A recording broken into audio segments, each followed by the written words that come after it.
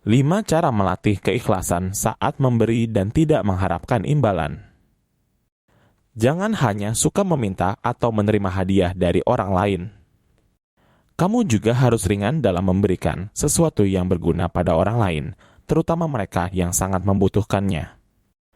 Pemberianmu dapat membantu meningkatkan kualitas hidup mereka. Bagi yang sudah terbiasa berbagi, mengikhlaskan sesuatu yang diberikan tentu mudah. Namun, jika kamu baru belajar berbagi, merelakannya akan terasa sulit.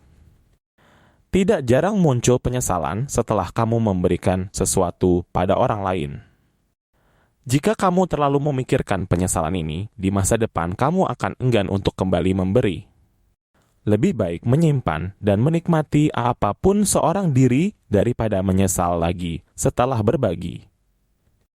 Atasi rasa berat dalam memberi dengan menerapkan kelima cara ini. 1. Memberi sesuai kemampuan saja. Selama pemberianmu tidak melampaui kapasitas, seharusnya memberi terasa lebih mudah. Kamu tidak perlu mengeluarkan banyak uang untuk melakukan kebaikan. Dirimu tidak akan menjadi bangkrut karena memberikan sesuatu pada orang lain. Ada 2 tantangan ketika kamu ingin memberi sesuai dengan kemampuanmu saja. Pertama, sifat pelit yang sangat kuat dalam diri.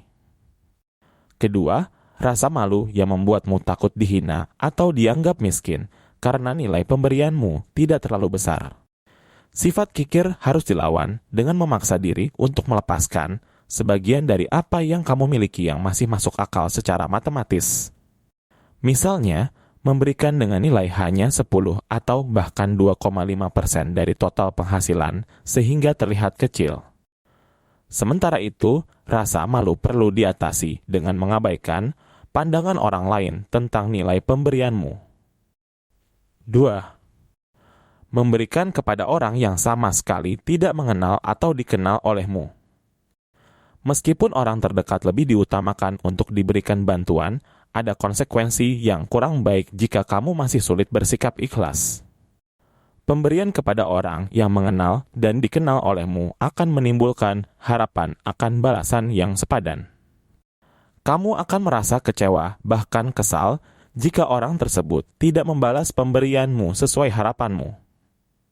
Sementara itu, orang asing memang tidak dapat diharapkan untuk mampu membalas kebaikanmu. Meskipun sebenarnya mereka juga membalas melalui doa, kamu tidak secara langsung menerima dan merasakan balasannya. Dibutuhkan waktu agar doanya menjadi kenyataan. Dengan demikian, kamu cenderung untuk segera melupakan pemberianmu kepada orang tersebut.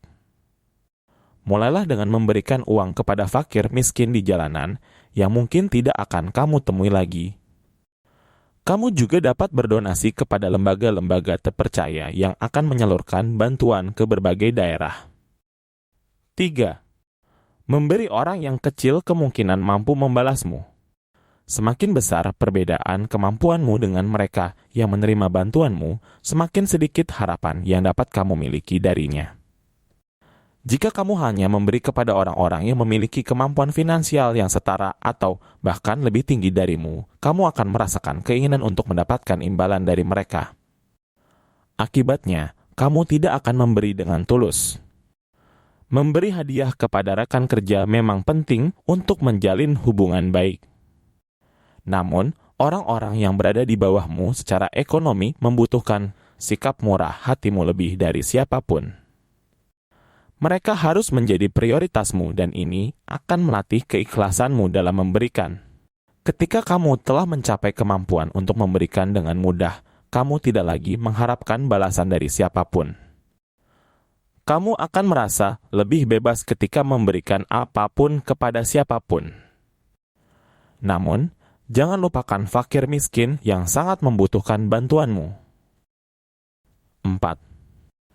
Memberikan sesuatu yang disukai. Meningkatlah ke tahapan yang lebih berat dalam memberi.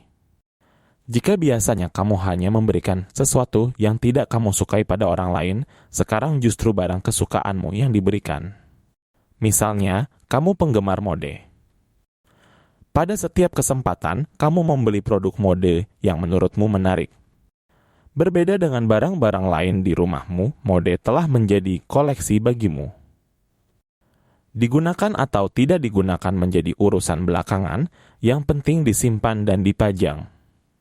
Dorong dirimu untuk mulai belajar melepaskan sesuatu yang kamu cintai.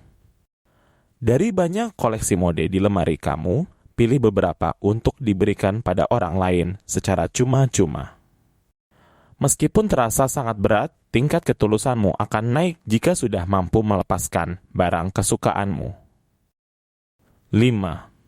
Sengaja membeli sesuatu yang baru untuk diberikan pada orang lain.